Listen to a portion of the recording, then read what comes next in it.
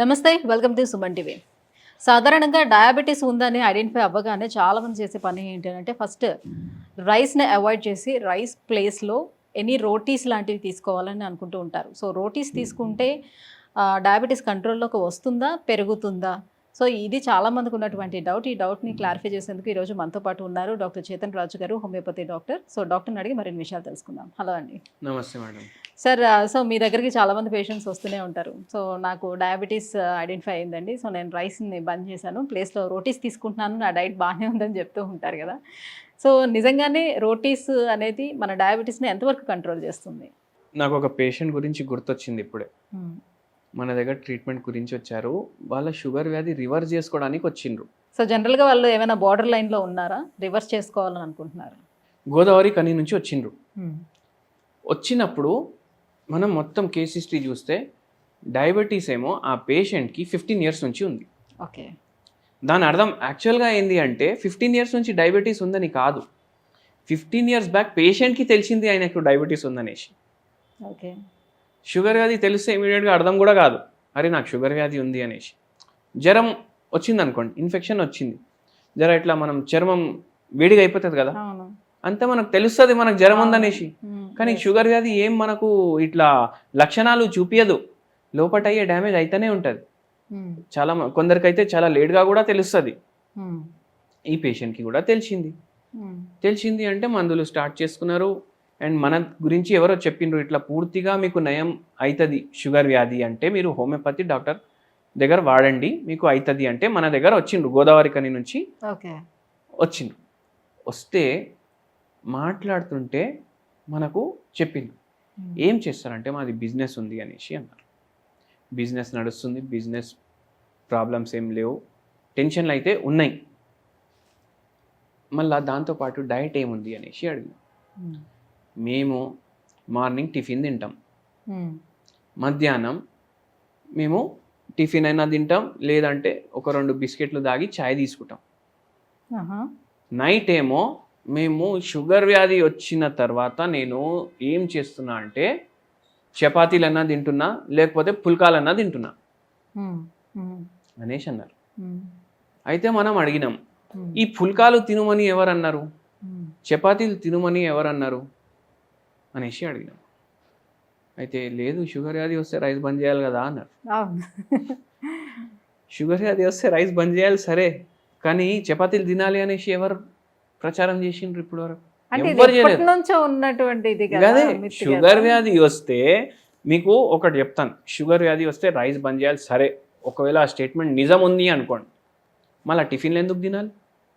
Sugar వ్యాధి వచ్చింది, rice బంద్ చేసినాం, ఇడ్లీలు తింటున్నాం, దోశలు తింటున్నాం, అందులో కూడా రైస్ ఉంటుంది కదా, మళ్ళీ అవి కూడా తినొద్దు. అవే కాకుండా చపాతీలు ప్రచారం అయిపోయింది అట్లా, చపాతీలు తినండి అనేసి. కానీ చపాతీలో ఎంత షుగర్ ఉంటుంది కదా, రైస్లో కూడా అంతే షుగర్ ఉంటుంది. చపాతీలో ఎంత షుగర్ ఉంటుంది, రైస్లో కూడా అంతే షుగర్ ఉంటుంది. అయితే నేను అడిగిన, అది సరే ఇప్పుడు వరకు నిన్నటి వరకు తిన్నారు కదా అంటే, ఇవాళ కూడా చేసి పెట్టామని వచ్చినా నేను అనేసి అంటున్నారు. ఫోన్ చేసి చెప్పేసేయండి వద్దు అనేసి అని చెప్పినాం మనం. మళ్ళీ మనం ఏం అడిగినామంటే, మీ తాత వాళ్ళు ఏం తింటుండే అని అడిగినాం. రైస్ తింటుండే, జొన్న గట్క తింటుండే, లేకపోతే రాగుల గట్క తింటుండే. ఊర్లలో ఏదైతే మన తాతలు ముత్తాతలు తింటుండే కదా, అది మనం మర్చిపోయినాం. ఇప్పటికీ ఎప్పుడో ఒకసారి తింటాం, నెలకు ఒకసారి అట్లా. మిల్లెట్సే. మిల్లెట్స్ అంటే గట్కా, ఇవన్నీ రెసిపీలు మనకు చాలా మందికి ఇప్పుడు పేరు సెర్చ్ చేస్తారు వాళ్ళు ఈ వీడియో చూడంగా, అరే రాగి గట్కా అంటే ఏంది, జొన్న గట్కా అంటే ఏంది, అవునా కాదా? పచ్చళ్ళు అయితే పూర్తిగా మానేసేయండి అనేసి అనుకుంటారు. మన దగ్గర పేషెంట్ వస్తే మనం చెప్తాం, మీరు పచ్చడి తినొచ్చు, మీరు జొన్నలు తినొచ్చు. అంటే ఈ మధ్యకాలంలో కాస్త గ్యాస్ట్రోఎంట్రాలజిస్టులు అందరూ కూడా ఈ పచ్చళ్ళు, నిల్వ పచ్చళ్ళు అసలు తినకండి, క్యాన్సర్లు వచ్చే ప్రమాదం ఉంటుంది, మానేయమని చెప్తున్నారు. ఇప్పుడు రైస్ ఉంటుంది కదా, రైస్లో మనం కొద్దిగా పచ్చడి కలుపుకొని తినడం వేరే, పచ్చడిలో కొద్దిగా రైస్ కలుపుకొని తినడం వేరే. డిఫరెన్స్ అదంటారు. అయితే పచ్చళ్ళు మంచి ప్రీబయోటిక్, గట్ హెల్త్ మంచిగా చేయడానికి హెల్ప్ చేస్తాయి. ఇంకోటి ఏంటంటే, ఇంతకుముందు మన నానమ్మ వాళ్ళు ఇంట్లో తయారు చేస్తుండే. అవును. ఇప్పుడు మనం పచ్చళ్ళు కూడా జొమాటో జెప్టో చేస్తాం, అవునా కాదా? వాళ్ళు ఏం రకాలు, ఏం నూనెలు, ఏం మసాలాలు ఏం వాడతారు మనకు ఎట్లా తెలుస్తుంది, అవునా కాదా?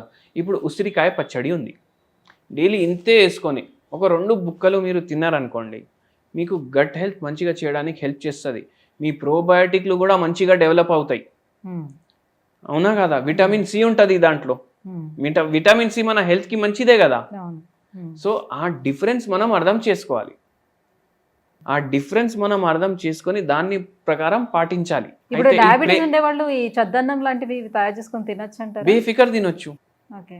నైట్ పెడతాం, అవును, మార్నింగ్ వరకు అది ఫర్మెంటేట్ అవుతుంది కదా. అవును. ఇప్పుడు బయట దేశాలోళ్ళే రీసెర్చ్లు చేసి పబ్లిష్ చేస్తున్నారు, ఏమని? Fermentated foods are good for diabetes. Okay.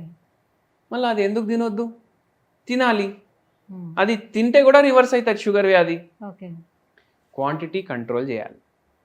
సద్దనం అయితే మార్నింగ్ మీరు తినొచ్చు.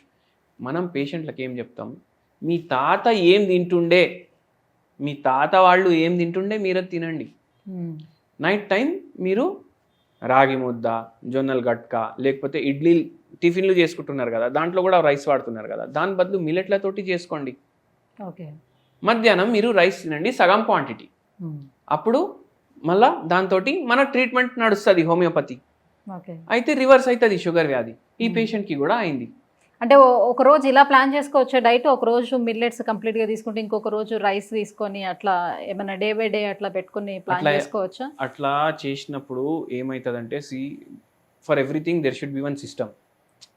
ఏమవుతుంది, మార్నింగ్ ఇప్పుడు ఫిక్స్ అయిపోయింది అనుకోండి మనిషి, అరే ఇడ్లీలు తింటే 2 ఇడ్లీలు మిల్లెట్లతోటి తయారు చేసుకోవాలి, రైస్ తింటే సగం ఎంత తినాలనిపిస్తే అది మధ్యాహ్నం తినేసేయాలి, నైట్ ఏమో బై ఛాన్స్ ఓన్లీ ఫ్రూట్సే తినాలనుకుంటే అది, లేదంటే ఓన్లీ వెజిటేబుల్ సాలెడ్ అంటే అది, లేకపోతే ఒక జొన్న రొట్టె నచ్చిన కూరతోటి, ఇది ఒక డయట్. ఓకే. ఇప్పుడు ఒకరోజు ఓన్లీ మిల్లెట్లు, ఒకరోజు రైస్, అట్లా పెట్టుకున్నారనుకోండి. ఇవాళ మిల్లెట్లు తింటారు, రేపు రైస్ తింటారు, మళ్ళీ ఎల్లుండి మిల్లెట్లు తింటారు, దాని తర్వాత రైస్ తిన్నాక నెక్స్ట్ డే వస్తారు కదా, అరే ఈ వారంలో 2 రోజులు నేను మిల్లెట్లు తిన్నా కదా, ఇవాళ ఒక్కరోజు కాంప్రమైజ్ చేసి చీటింగ్ చేద్దాం, ఇవాళ మళ్ళీ రైస్ తినేద్దాం, మళ్ళీ అట్లనే కంటిన్యూ అయిపోతుంది సైకిల్, అవునా కాదా? సో అట్లా చేయకుండా ఒక పద్ధతి మీరు పెట్టుకొని చేస్తే మంచిగా ఉంటుంది. ఈ పేషెంట్కి షుగర్ వ్యాధి రావడానికి కారణం ఏముండే అంటే, ఈ పేషెంట్కి దగ్గరున్న బంధు పెద్ద చీటింగ్ చేసిండు, దాని తర్వాత అది అయినా తట్టుకోలేకపోయిండు. అరే ఇంత నమ్మకం అంటే డబ్బు అయితే పోయింది సరే, కానీ నేను ఎవరినైతే ఎంత క్లోజ్ అనుకున్నా వాడే నాకు నమ్మక ద్రోహం చేసిండు. అయితే దానివల్ల ఆయనకు షుగర్ వచ్చింది. అయితే ప్రతి మనిషికి రోగం రావడానికి కూడా కారణం ఉంటుంది. మళ్ళా ఇప్పుడు అందుకే మీరు రొట్టె తినండి, గోధుమ రొట్టె తినకండి, జొన్న రొట్టె తినండి, నో ప్రాబ్లం, అట్లా చేయొచ్చు. మళ్ళా ఇంకోటి ఒక మంచి హోమ్ రెమెడీ కూడా చెప్తాను. గిలాస్ నీళ్లు తీసుకోవాలి, గిలాస్ నీళ్లు తీసుకొని దాంట్లో 1 పించ్ దాల్చిని చెక్క పౌడర్ వేయాలి.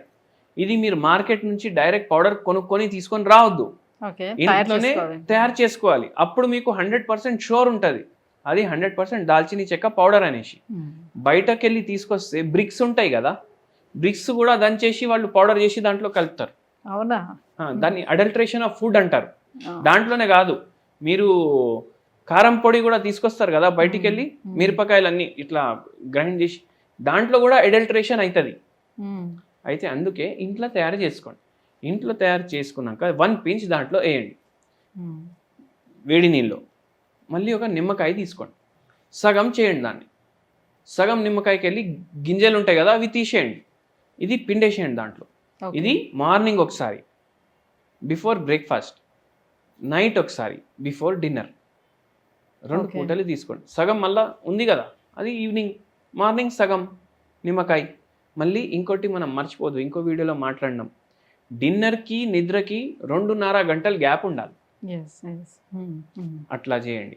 అంటే ఎనీ గ్యాస్ట్రిక్ ప్రాబ్లమ్స్ అలాంటివి ఉండేవాళ్ళు మరి లెమన్ తీసుకోవటం వల్ల ఇబ్బంది ఏమైనా ఉంటుందా? అర్లీ మార్నింగ్ అవర్స్లో అట్లా ఏమవ్వదు వాళ్ళకు కూడా. సో ఎవరైనా తీసుకోవచ్చు. కొంచెం ల్యూక్ వామ్ వాటర్లో ఒక చెక్క నిమ్మరసం పిండుకొని అందులో దాల్చిన చెక్క పొడి వేసుకోవాలి, రైట్? ఒక pinch. ఒక పించ్, ఓకే. సో ఇలా మార్నింగ్ ఈవినింగ్ కూడా చేయాలి, right. Thank you so much అండి. సో మొత్తానికైతే రోటీస్ అయితే ఎవరు తినకూడదు, రోటీస్ ప్లేస్లోని మనం జొన్న రొట్టెలు అయితే తీసుకోవాలి డయాబెటీస్ ఉందని కన్ఫర్మ్ అయినప్పుడు. సో చాలామంది రోటీస్ తినేస్తే నేను డయాబెటీస్ కంట్రోల్లోకి వస్తుందని అనుకుంటూ ఉంటారు కదా, అదంతా ఒక మిత్. సో రోటీస్ ప్లేస్లోని ఎనీ మిల్లెట్స్తో తయారు చేసుకున్నటువంటి రొట్టెలు అయితే తీసుకోవచ్చు. దాంతోపాటుగా హోమియోపతి ట్రీట్మెంట్ కూడా తీసుకున్నట్లయితే డయాబెటీస్ని మనం రివర్స్ చేసుకునే అవకాశం ఉంటుందని డాక్టర్ గారు చెప్తున్నారు. థ్యాంక్ యూ సో మచ్ అండి. Thank you.